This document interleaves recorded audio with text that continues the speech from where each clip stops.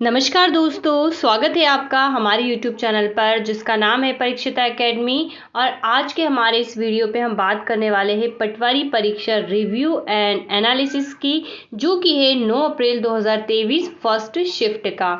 इस शिफ्ट में पूछे गए जनरल अवेयरनेस के सारे क्वेश्चन, साइंस, हिंदी और कंप्यूटर के प्रश्नों की हम चर्चा करेंगे। तो गाइस, वीडियो में आगे बढ़ते हैं, लेकिन इसके पहले ही कहना चाहेंगे, अगर हमारे चैनल पर नए हैं तो चैनल को सब्सक्राइब करें, वीडियो पसंद आता है तो इसे लाइक शेयर ज़रूर करें। तो चलिए बिना टाइम वेस्ट करे हम आते हैं आज के पहले क्वेश्चंस पर। तो आज का पहला क्वेश्चन पूछा गया था कि मध्य प्रदेश के वर्तमान गृह मंत्री कौन है, और सभी को पता होगा, काफ़ी छाए रहते हैं, सुर्खियों में रहते हैं, वो है नरोत्तम मिश्रा, क्योंकि ये काफ़ी एक्टिव रहते हैं सोशल नेटवर्किंग साइट्स पर। ठीक है, और जब भी कुछ होता है तो ये तुरंत एफआईआर करवाने की बात भी करते हैं कुछ मुद्दों पर। तो नरोत्तम मिश्रा है इसका सही जवाब। अब चूंकि क्वेश्चंस आज की शिफ्ट में मंत्री से पूछा है, तो निश्चित रूप से और भी कुछ पूछे जा सकते हैं। तो आइए कुछ प्रमुख मंत्रियों की हम चर्चा करते हैं, सबकी नहीं करेंगे, अदरवाइज वीडियो का जो मेन उद्देश्य है वो भटक जाएगा। शिवराज सिंह चौहान की बात करें तो ये है मुख्यमंत्री, सामान्य प्रशासन, जनसंपर्क, नर्मदा घाटी विकास और अन्य का मतलब है कि जो मंत्रालय किसी के पास नहीं होते वो मुख्यमंत्री के पास होते हैं। गोपाल भार्गव की बात करें तो लोक निर्माण विभाग, कुटीर ग्रामोद्योग अर्थात पीडब्ल्यूडी वाला। तुलसी सिलावट को आप याद रख लीजिए, जल से हम तुलसी में जल चढ़ाते हैं, तो जल संसाधन, मछुआ कल्याण और मत्स्य विभाग। जगदीश देवड़ा की बात करें तो ये वित्त मंत्री, जब भी वित्त जो बजट पेश हुआ है हाल ही में तो इन्होंने ही किया है, तो आपको इससे कोरिलेट करके चलना है। न्यूज़पेपर भी अगर हम पढ़ते हैं तो इन कॉमन मंत्रियों के नाम डेफिनेटली हम पढ़ते रहते हैं। तो वित्त, वाणिज्य, कर योजना, आर्थिक एवं सांख्यिकी विभाग, और विजय शाह जो है वन मंत्री। ठीक है, अभी हाल ही में इनको भी लेकर एक थोड़ा सा डिस्प्यूट हुआ था एसपी का, आपको ध्यान होगा। चलिए, विजय शाह के बाद हम बात करते हैं बिसाहू लाल सिंह की। तो बिसाहू लाल सिंह में जो है खाद्य एवं नागरिक आपूर्ति उपभोक्ता संरक्षण मंत्री है। यशोधरा राजे सिंधिया खेल एवं युवा कल्याण, तकनीकी शिक्षा, कौशल विकास और रोजगार विभाग, ये आई थिंक पूछा जा सकता है एग्जाम में, एक वित्त मंत्री। और अपना ये भूपेंद्र सिंह की बात करें तो नगरीय विकास एवं आवास मंत्री, और मीना सिंह की बात करें तो जनजाति कार्य विभाग, अनुसूचित जाति कल्याण मंत्री है श्रीमती मीना सिंह। तो ये प्रमुख मंत्रियों की हमने चर्चा करी है, क्योंकि आज क्वेश्चन पहला ये पूछा गया था। चलिए तो अगले क्वेश्चन की तरफ बढ़ते हैं। भारत की रिजर्व बैंक की बात करते हैं। क्वेश्चन एक्चुअल में रिजर्व बैंक से रिलेटेड ही था। क्वेश्चन पूछा गया था कि भारत का केंद्रीय बैंक कौन सा है, या फिर कुछ लोग बोल रहे हैं कि क्वेश्चन थोड़ा घुमा के आया था कि कैबिनेट से मंजूरी प्राप्त इस प्रकार से कौन सा बैंक है। तो उसका सही जवाब जो है कि रिजर्व बैंक ऑफ इंडिया था। ठीक है, तो हालांकि क्वेश्चंस के प्रारूप पर निर्भर करेगा कि किस प्रकार से आया था। रिजर्व बैंक से पटवारी में क्वेश्चंस आ रहे हैं, कल की शिफ्ट में भी आया था। तो आइए फिर से एक बार इसके बारे में क्विक रिवीजन ले लें। तो 1 अप्रैल 1935 को जो है इसकी स्थापना हुई थी हिल्टन यंग आयोग की अनुशंसा पर, आरबीआई अधिनियम 1934 के तहत। हेडक्वार्टर जो है इसका मुंबई में है। ठीक है, और इसका जो राष्ट्रीयकरण हुआ था 1 जनवरी 1949 को हुआ था। इसके पहले गवर्नर थे ऑसबर्न स्मिथ, और इसके पहले भारतीय गवर्नर आज़ादी के समय जो थे सीडी देशमुख थे। क्वेश्चन आइए यहाँ से पूछ लिया गया है। ठीक है, तो ये प्रमुख बातें थी। आइए अगले क्वेश्चन की तरफ बढ़ते हैं। तो क्वेश्चन है कि अशोक किस धर्म से संबंधित था। तो हमको पता है कि सम्राट अशोक जो है मौर्य वंश का जो है सबसे महान शासक रहा है, और इतिहास में स्वर्ण अक्षर में अपना नाम लिखा लिया है। मौर्य वंश की स्थापना जो करी थी इनके दादा चंद्रगुप्त मौर्य ने की थी, जो कि जैन धर्म के अनुयायी थे। इसके बाद इनके पुत्र बिंदुसार आए थे, जो आजीवक संप्रदाय के अनुयायी थे, और फिर अशोक आए थे। तो अशोक जो है बाद में कलिंग युद्ध के बाद, जो कि 261 बीसी में हुआ था, उसके बाद ये जो है बौद्ध धर्म की ओर मुड़ गए थे, और इन्होंने उपगुप्त से जो है बौद्ध धर्म की दीक्षा ली थी। तो इसका सही जवाब होगा बौद्ध धर्म, और धम्मा को अपना लिया था। ठीक है, स्टार्टिंग में ये नहीं थे इतने डेडिकेटेड, बट कलिंग युद्ध के बाद इनका हृदय परिवर्तन हो गया था, और फिर ये बौद्ध धर्म को लेकर इन्होंने बहुत ज़्यादा फोकस किया था। चलिए, अब इन प्रश्नों के बाद एक नया प्रश्न पूछा गया था केंद्रीय स्कूल से संबंधित। तो ये क्वेश्चन इनकम्प्लीट है, सो इसका जवाब भी हम नहीं दे सकते। अगर हम आगे बढ़े तो क्वेश्चन पूछा गया था कि निम्न में से कौन सितार वादक नहीं है, ये प्रश्न आया था। तो ये प्रश्न काफ़ी हद तक जो है इसके ऑप्शंस पर डिपेंड करता है, लेकिन अगर हम बात कर ले कुछ प्रमुख सितार वादक की, तो ये जो है इतने नाम हमने लिखे सितार वादक है: पंडित रविशंकर, निखिल बैनर्जी, विलायत खान, वंदे हसन, शाहिद परवेज, उमाशंकर मिश्र, बुद्धादित्य मुखर्जी जो है प्रमुख सितार वादक रहे हैं। चलिए अगले प्रश्न की तरफ अगर हम बढ़े तो हम यहाँ पर बात कर रहे हैं गंगा स्वच्छता मिशन, राष्ट्रीय मिशन कब प्रारंभ किया गया। तो गंगा या हम बोलते हैं नमामि गंगे मिशन कब प्रारंभ किया गया। तो ये मिशन जो है प्रारंभ किया गया जून 2014 को, ये क्वेश्चन आया है। और 2008 में गंगा नदी को भारत की राष्ट्रीय नदी घोषित किया गया था। और एनजीटी नेशनल ट्रिब्यूनल जो ग्रीन ट्रिब्यूनल से उसने 2017 में प्रतिबंध लगा दिया था कि कोई भी व्यक्ति गंगा नदी में कचरा नहीं फेंकेगा।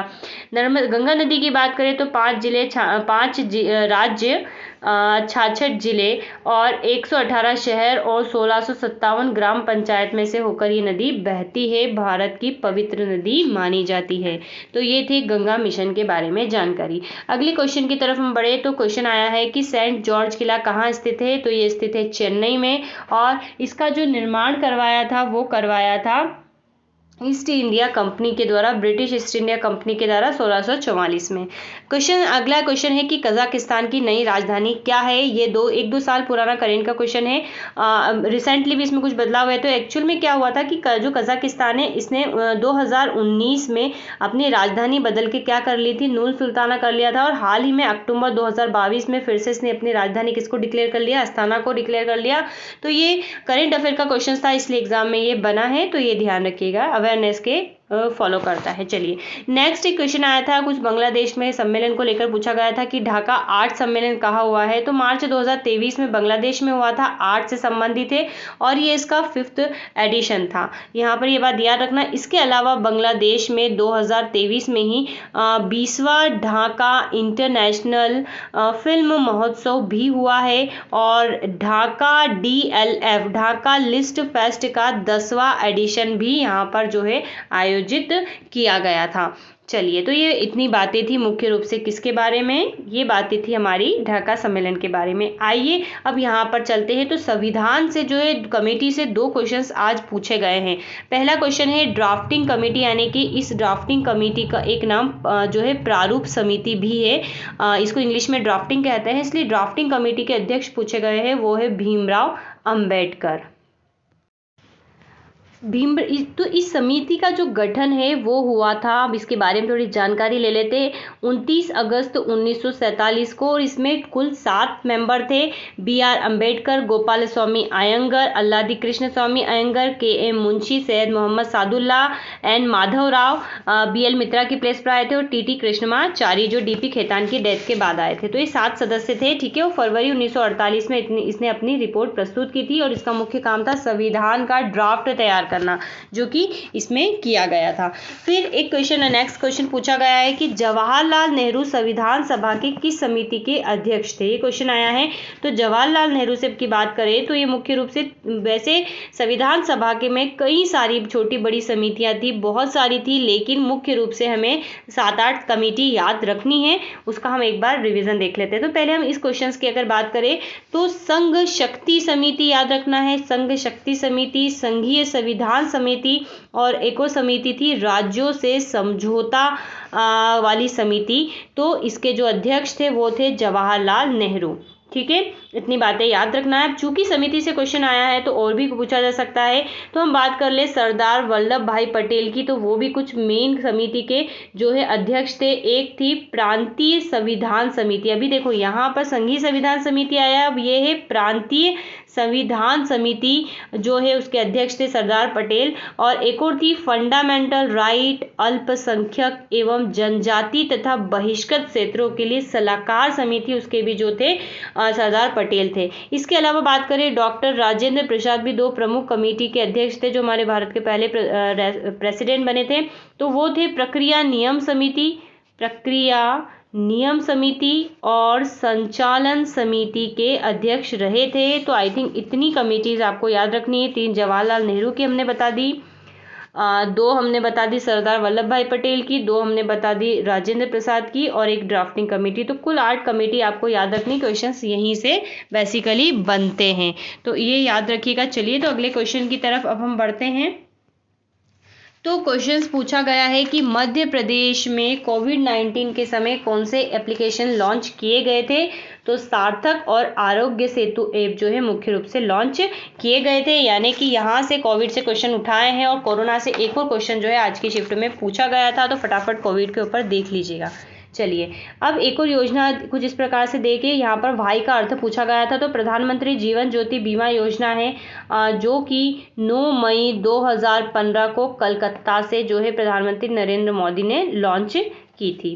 कर्नाटक में हाल ही में लागू नई योजना का नाम क्या है। तो भाग्यश्री योजना है जो कि बालिकाओं से संबंधित है। तवा घाटी करके क्वेश्चन था, ये क्वेश्चन एक्चुअल में हमको प्रॉपरली नहीं मिल पाया है, सो आप इसको बताइएगा अगर कोई इस शिफ्ट में एग्जाम देने गया हो तो।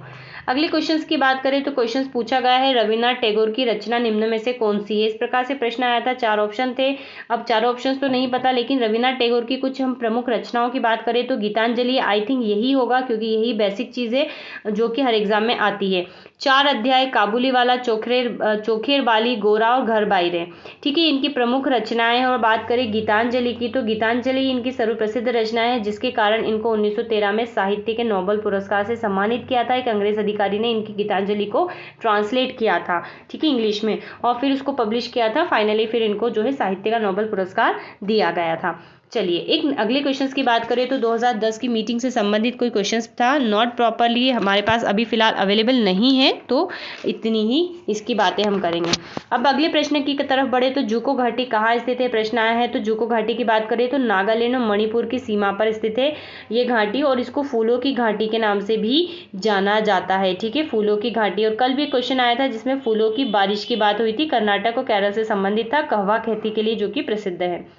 अगला क्वेश्चन पूछा गया है 2022 का साहित्य का नोबेल पुरस्कार किसे दिया गया है। तो एनी एनोक्स को दिया गया है, मतलब यहाँ पर नोबेल पुरस्कार भी पूछ लिए गए, तो एक बार नोबेल पुरस्कार का भी रिवीजन देख लीजिएगा। Physics, chemistry, biology, specially literature का आ गया है, तो शांति का आपको पता होना चाहिए।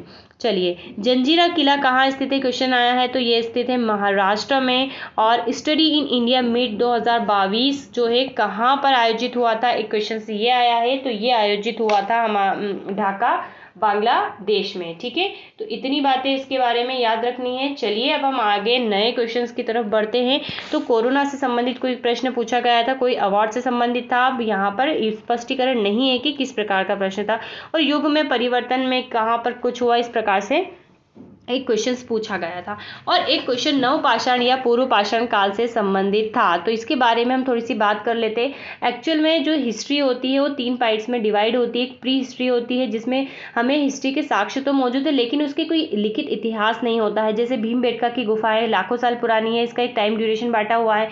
एक हिस्ट्री में डिवाइड करते हैं जिसमें रिटन स्रोत हमको मिलते हैं, जैसे हमारे पुराण, वेद वगैरह। और एक प्रोटो हिस्ट्री होती है जिसके लिखित स्रोत तो है, लेकिन हम उसको पढ़ नहीं सके, तो वो सिंधु घाटी सभ्यता है।